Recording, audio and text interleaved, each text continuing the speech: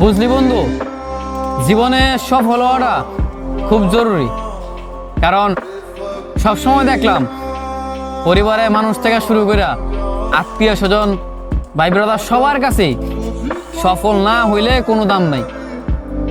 সবসময় দেখলাম কি, যখনই পকেট পথে টাকা হইলো, যখনই পরিস্থিতি খুব ভালো হইলো, তখনই মনে করছে সব মানুষ আপন বানাইলো, সব মানুষের কাছে ভালো আছিলাম।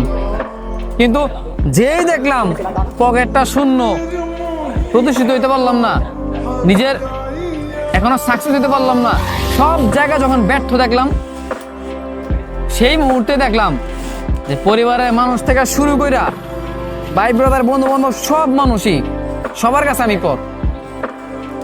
তোর যখন এই পরিস্থিতিতে মানে তুই পড়বি, যখন তুই দেখবি যে তোর ফ্যামিলির কাছে, তোর বন্ধু বান্ধব বলো, আত্মীয় স্বজন বলো, সবার কাছেই তুই পর হয়ে যাবি। মানে তুই যখন এটা দেখবি তখন বুঝবি এটার পেন কি জিনিস।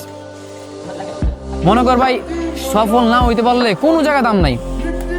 আর পুরুষ মানুষ তো, পুরুষ মানুষের আরো আগে দাম নাই।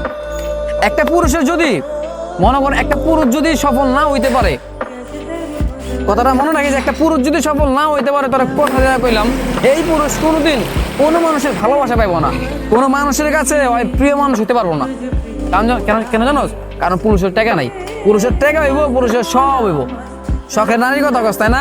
ওই যে নারী ভালোবাসে, শখের নারীর কাছেও অপ্রিয় হইব। কথাটা মিলাই লইস, কথাটা খালি মনে রাখবি।